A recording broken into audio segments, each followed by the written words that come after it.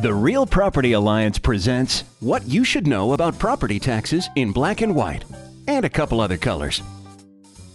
If you own property in Illinois, you're required to pay taxes on it.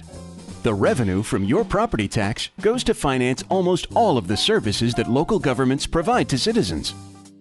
The biggest share of property tax revenue, about 60 to 65%, goes to school districts. Every year, local governments do their budgets and determine how much property tax revenue they'll need to cover costs for the coming year. That amount is called a property tax levy. So, how do they determine what your share of that tax levy is going to be? Every piece of property has two values: the fair market value, the amount an assessor suggests you should sell the property for. Your actual selling price could be more or less.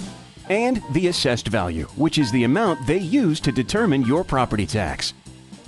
In Illinois, the assessed value on a single-family home or condo is 33 1/3% of the fair market value. In Cook County, the ordinance amount of the assessed value is 10% of the fair market value for residential, up to 6 units. So, suppose the county assessor values your property at a fair market value of $100,000. The assessed value would be $33,330.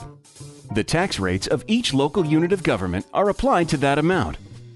Every 4 years, your property is reassessed, except in Cook County where it's every 3 years, and your property tax is reevaluated based on the new value your county assessor determines. So, how do you know if the assessment of your property is accurate and you're being taxed fairly? First, check the assessed value of your property with similar properties in your neighborhood. That data can be found at your county assessor's office. Check to see what other homes in your area have sold for recently.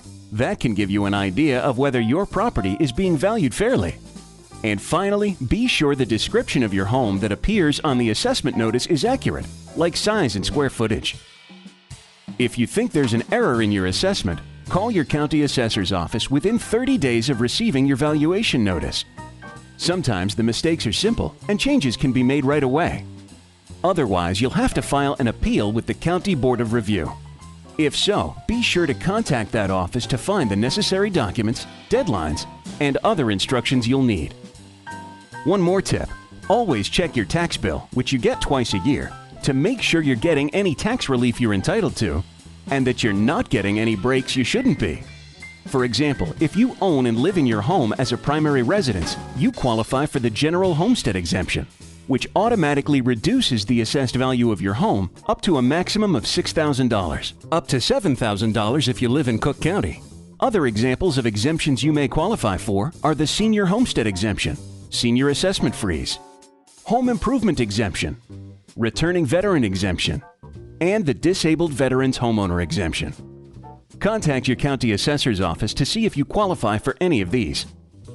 And finally, when buying a home, be sure you know how much tax was paid most recently on the property. The previous owners may have qualified for some of these exemptions, which may not apply to you as the new owner. For more information on Illinois property taxes, please visit our website at realpropertyalliance.org.